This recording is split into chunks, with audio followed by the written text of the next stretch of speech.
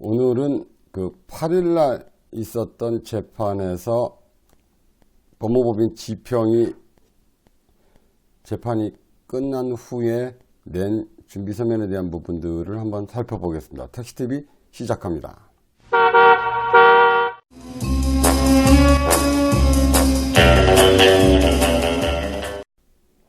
안녕하십니까. 택시TV 신자연입니다. 8일날 동부지방법원 511호 법정에서 이사장 임기에 대한 재판이 있었고요. 그리고 나서 그 재판 이후에 법무법인 지평이 낸 준비서면에 대한 부분들이 입수가 돼서 그 부분들을 좀 잠깐 소개시켜 드리고 가겠습니다. 일단 준비서면부터 좀 보실까요?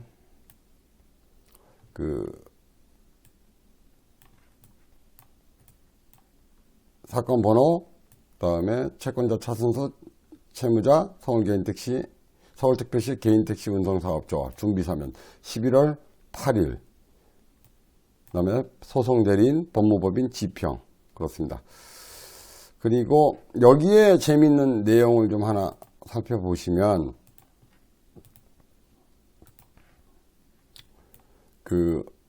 조금 확대해야겠습니다. 이게 그 준비서면 안에 있는 내용 중에 하나입니다. 몇 페이지냐면 5페이지에 있는 내용입니다. 보시면 애초에 그러니까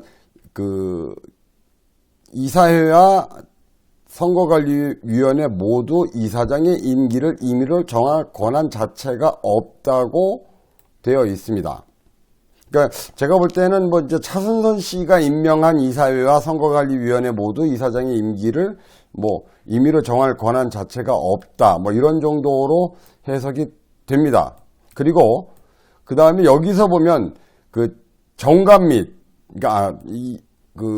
채무자에 대한 부분들은 서울개인택시조합을 이야기하는 것 같네요. 서울개인택시조합 이사회와 선거관리위원회 모두 이사장의 임기를 임의로 정할 권한 자체가 없다. 그리고 채무자 정관 및 선거관리 규정 어디에도 채무자 이사회나 선거관리위원회가 채무자 이사장의 임기를 임의로 정할 수 있다는 규정은 없다고 이렇게 적어놨습니다. 이사장의 임기는 오로지 정관과 선거관리 규정 문헌에 따라야 하며 이에 대한 해석의 다툼이 있는 경우는 법률 전문가의 의견을 구하거나 종국적으로는 법원의 판단을 받아볼 수밖에 없다라고 준비서면에 해놨습니다. 글쎄요, 이 이야기를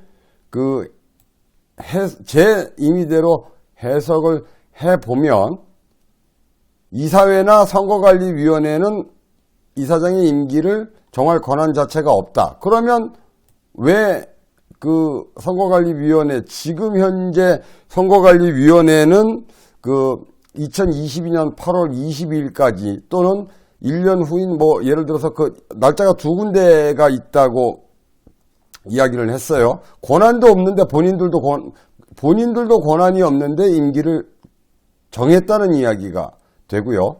두 번째, 정관 및 선거 관련 규정 어디에도 이사회나 선거관리위원회가 이사장의 임기를 임의로 정할 수 있다는 규정이 없다.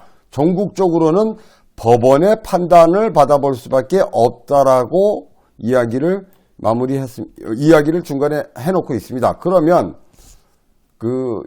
우리나라에는 수많은 사단법인, 우리 개인택시 조합도 비영리 사단법인입니다. 그러면 수많은 사단법인의 임기를 다 법원의 판단을 받아야 되는 겁니까? 결국은 이사회나 선거관리 규정에는 없어요. 그건 맞는 듯 싶어요. 그런데 정관에는 정하게 되어 있습니다. 4년으로 정하게 되어 있습니다. 그러면 또 저 준비서면과 그 다음에 11월 7일 날 냈던 답변서를 종합해 보면 국철희 이사장, 그러니까 서울개인택시조합은 어떤 논리냐 하면 나는 4년 재선거로 당선됐기 때문에 내 임기는 4년을 보장받아야 된다. 그리고 동시선거는 언제 하면 되느냐 하면 내 임기가 4년이기 때문에 지금 현재 나를 끊어버리면 동시선거는 성립이 되지 않지만 언제부터 하면 되느냐? 내 임기가 끝나는 2022년 8월 12일 날 그때 같이 다시 새로운 임기를 시작하면 그때부터는 동시선거가 진행이 된다. 그리고 동시선거에 대한 부분들은 원칙일 뿐이다. 원칙은 굳이 지킬 필요가 없다. 하지만 내 임기가 끝나는 시점에서는 지금 현재 치러지는 19대 대의원과 지부장의 선거를 마무리 짓고, 왜? 4년 이내라고 되어 있기 때문에 그때 마무리를 짓고 그때부터 동시선거를 하면 된다. 고로 내가 하면 로맨스고 남이 하면 불륜이다라는 이야기들을 굉장히 크고 길게 써놓은 듯 싶습니다.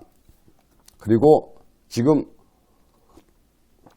우리 서울 개인택시 조합은 그 희한한 소문들이 좀 있습니다. 여러분들은 잘 모르시겠지만 조합 직책자들 사이에서는 국철희 이사장과 그 다음에 지금 법무법인 지평의 변호사로, 그러니까 서울 지평에 있는 사봉관 변호사. 지금은 제가 이 이름을 자신있게 말씀드리는 이유는 왜 그러냐면 그 서울 개인택시 조합 측 변호인입니다. 그래서 자신있게 말씀드릴 수 있습니다. 그래서 서로 간의 친분 관계가 아주 두텁다. 또, 뭐 이런 이야기들이 오고 가고 있습니다. 그래서 제가 한번 두 분의 경력, 이력을 한번 살펴봤습니다. 과연 친분관계가 두터웠다면 왜 두텁고 언제부터 두터웠는지에 대한 부분들을 한번 좀 살펴보겠습니다. 이것도 역시 마찬가지로 공식 서류에 의해서만 한번 살펴보겠습니다. 자, 국철희 이사장부터 좀 보겠습니다. 이것은 제18대 보궐선거에 나왔던 국철희 이사장의 이력입니다. 보시면 서울대학교 사회학과 인류학과 졸업입니다. 몇 년도에 졸업되지는 써있지는 않아요. 56세로 돼 있고, 그 다음에 서울대학교 사회과학대학 인류학과 졸업, 그리고 전북 부안 출생입니다. 그리고 여기에는 지금 기재가 안 돼 있는 걸로 아는데 제가 알고 있기로는 그 전주고등학교 출신으로 알고 있습니다. 전주고등학교 출신이고, 그 다음에 1996년도 남정교통에 입사를 해서 아마 3년간의 개인택시를 살 수 있는 자격을 이때부터 만든 듯 싶습니다. 이거는 뭐 제가 확정을 지을 수는 없는데, 어쨌든 확정을 지을 수 있는 건 전북 부안 출생이다. 그리고 들리는 소식에 의하면 전주고등학교 출신이다. 뭐 이런 정도로 국철희 이사장의 경력을 볼 수 있습니다. 그러면 법무법인 지평에 있는 사봉관 변호사의 친하다고 이야기를 하니까 거기에 대한 그분에 대한 경력을 좀 한번 좀 살펴보겠습니다. 이것도 마찬가지로 이것도 법무법인 지평에서 밝히고 있는 사봉관 변호사님의 경력입니다. 일단 고등학교는 광주 대동고등학교를 졸업했습니다. 아까 국철희 이사장은 어느 고등학교를 졸업했다고 이야기가 들리느냐 하면 전주에 있는 전주고등학교를 뭐 둘 다 명문인 걸로 알고 있습니다. 하지만 광주와 전주 고등학교 다닐 때의 그 친분관계에 대한 가능성은 높지 않습니다. 왜냐하면 한쪽은 전라남도 광주광역시죠. 그리고 한 분은 전라북도 전주시. 그러면 둘이 친했을 가능성은 뭐 고등학교에 대한 친분은 거의 희박하다고 봅니다. 그다음에 이제 서울대학교 법학과 졸업 1989년도입니다. 제가 듣기로는 국철희 이사장은 1983년도에 졸업한 걸로 알고 있어요. 사회학과. 그럼 6년의 갭이 나옵니다. 83년도는 정확하지는 않습니다만 어쨌든 국철희 이사장이 먼저 졸업을 했고 그 다음에 지금 선임된 사봉관 변호사는 어쨌든 89년도에 법학과 졸업을 했습니다.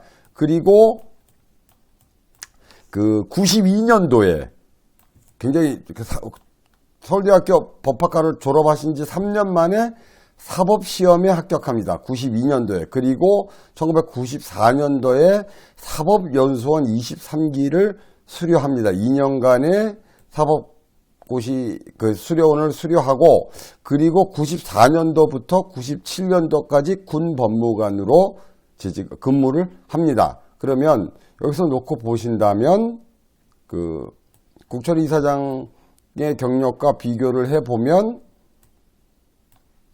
국철 이사장은 96년도에 남경교통에 입사를 합니다. 법인택시 회사의 그 택시 운전직으로 입사를 하고 그 기간 동안에 변호사님은 군법무관 기간이었습니다. 그러면 여기도 그닥 그렇게 겹칠 확률이 높지 않습니다. 그 뒤부터 쭉 이력을 좀 더 살펴보면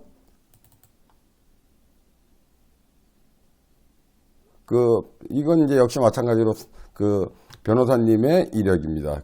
이제 지금 현재 법무법인 지평. 왜냐하면 제가 왜 이걸 짚어보느냐 하면 서울개인택시조합에 선임된 변호사라고 짚어보는 겁니다. 그러면 공부 되게 잘하셨어요. 97년도에 서울지방법원 북부지원판사. 그러니까 바로 첫 근무가 군 법무관으로 재직 후 군 제대 후 바로 서울지방법원 북부지원판사. 그다음에 계속 서울지방법원 판사, 그리고 이제 광주지방법원, 그다음에 서부지방법원 판사 이렇게 쭉 갑니다. 그러면 이 이력으로 놓고 봤을 때는 국철이 이사장과 사법관 변호사님이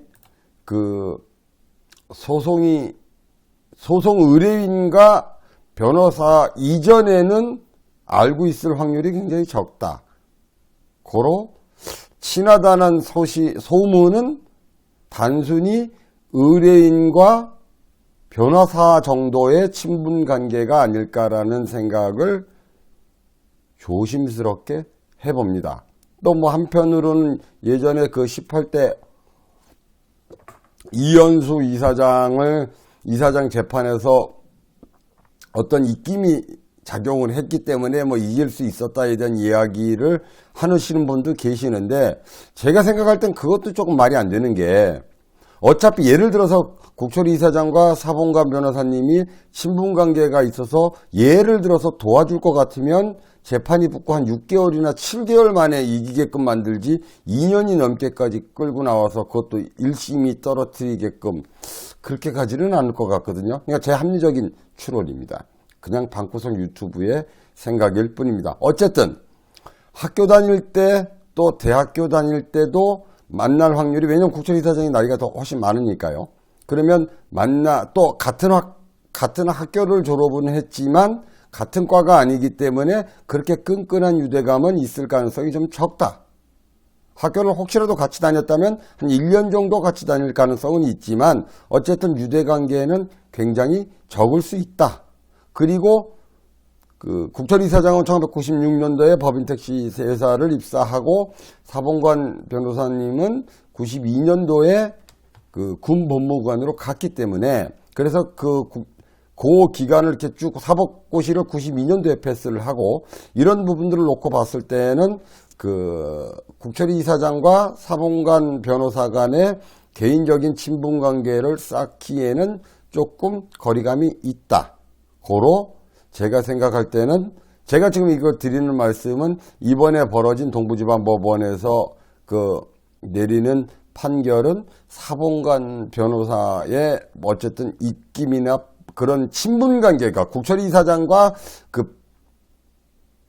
사본관 변호사 또는 법무법인 지평가의 관계는 그냥 단순 의뢰인과 법무법인의 관계, 또 단순 의뢰인과 변호사의 관계 정도만 가지고 있을 뿐, 특별하게 친분관계가 있어서 적극적으로 봐줄 만한, 또 밀어줄 만한 정도의 친분은 있을 가능성이 아주 적다라는 게 제 방구석 유튜브의 생각입니다. 어쨌든 저는 아마 11일 날 결론이 날 줄 알았는데 안 난 이유는 저 준비서면이 11월 8일 오후 늦게 들어갔다고 얘기하더라고요. 그렇게 따지면 하루 정도, 11월 11일, 오늘 월요일 정도는 준비서면을 좀 검토할 시간을 가진 듯 싶고, 아마 내일이나 모레 정도면 판결이 나오지 않을까 싶습니다. 저는 동부지방법원 21부 판사님한테 굉장히 좀 공정한 판단을 내려주실 거라고 아직까지 믿고 있습니다. 또